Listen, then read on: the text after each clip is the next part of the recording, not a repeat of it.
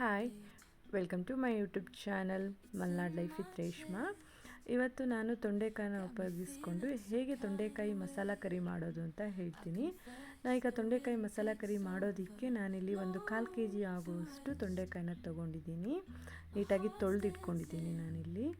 ಅದನ್ನು ನಾವೀಗ ಬದನೆಕಾಯಿ ಎಣ್ಗಾಯಿ ಮಾಡೋದಕ್ಕೆ ಹೇಗೆ ಕಟ್ ಮಾಡ್ಕೊಳ್ತೀವೋ ಹಾಗೆ 4 ಭಾಗ ಮಾಡ್ಕೊಳ್ಳೋಣ. ಕಟ್ ಪೀಸ್ ಮಾಡೋದು ಬೇಡ, ಹೀಗೆ ಎಣ್ಗಾಯಿಗೆ ಹೇಗೆ ಮಾಡ್ಕೊಳ್ತೀವೋ ಆ ಥರ ಮಾಡ್ಕೊಳ್ಳೋಣ.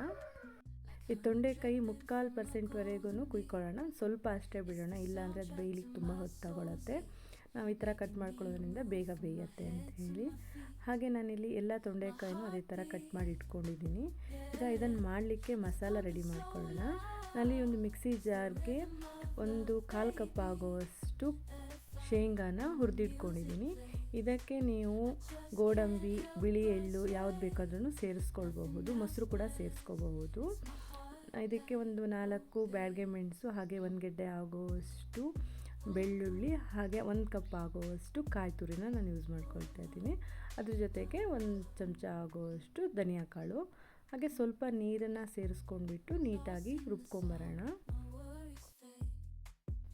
ನಾವಿಲ್ಲಿ ಜಾಸ್ತಿ ನೀರು ಹಾಕ್ಕೊಳ್ಳೋದು ಬೇಡ, ಒಂದು ಹದಕ್ಕೆ ನೀರು ಹಾಕ್ಕೊಂಡು ರುಬ್ಕೊಂಬಂದರೆ ಸಾಕು.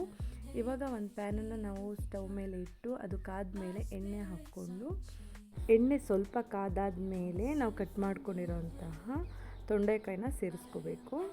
ನಾನಿಲ್ಲಿ ಎಲ್ಲ ತೊಂಡೆಕಾಯಿನೂ ಸೇರಿಸ್ಕೊಂಡು ತೊಂಡೆಕಾಯಿನ ಫ್ರೈ ಮಾಡ್ಕೊಳ್ಬೇಕು.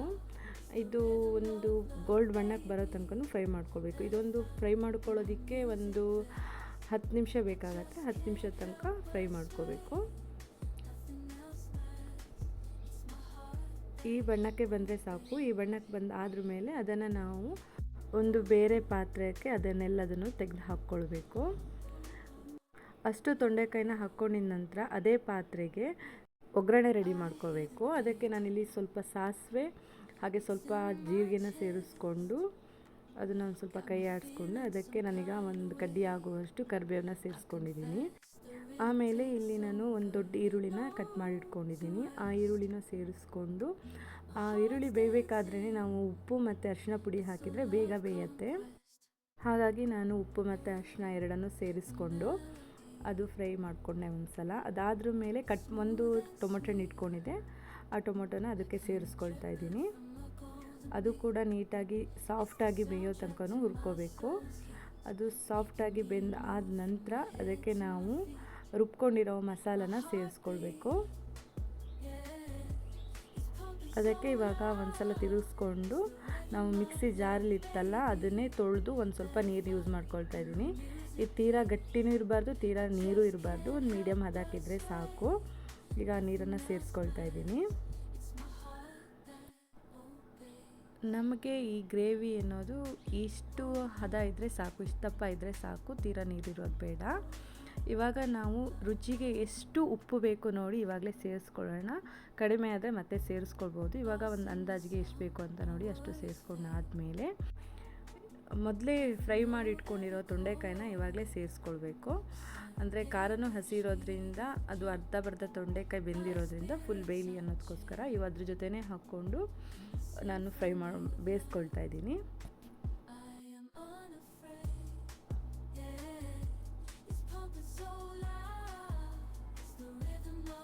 ಹಾಗೆ ಅದನ್ನು ಮುಚ್ಚಿಟ್ಟು ಒಂದು ಕುದಿ ಬರೋ ತನಕ ಬಿಡಬೇಕು. ಒಂದು ಕುದಿ ಬರೋ ಹೊತ್ತಿಗೆ ಮುಚ್ಚಳ ತೆಗೆದು ನೋಡ್ಕೋಬೇಕು, ಏಕೆಂದರೆ ನಾವು ಶೇಂಗಾ ಅವೆಲ್ಲ ಹಾಕಿರೋದ್ರಿಂದ ತಳ ಹಿಡಿಯೋ ಸಾಧ್ಯತೆ ಇರುತ್ತೆ. ಹಾಗಾಗಿ ಮಧ್ಯಕ್ಕೆ ಒಂದು ಸಲ ಕೈ ಆಡಿಸ್ಕೋಬೇಕು. ನೋಡಿ, ಒಂದು 10 ನಿಮಿಷ 15 ನಿಮಿಷಕ್ಕೆಲ್ಲ ಈ ಗ್ರೇವಿ ರೆಡಿಯಾಗಿರುತ್ತೆ. ಈ ತೊಂಡೆಕಾಯಿ ಕರಿ ಚಪಾತಿ, ದೋಸೆಗೆ ತುಂಬ ಚೆನ್ನಾಗಿರುತ್ತೆ. ನೀವು ಕೂಡ ಒಂದು ಸಲ ಈ ತೊಂಡೆಕಾಯಿ ಕರಿನ ಟ್ರೈ ಮಾಡಿ, ಹೇಗಾಯಿತು ಅಂತ ಕಮೆಂಟ್ ಮಾಡಿ. Thank you.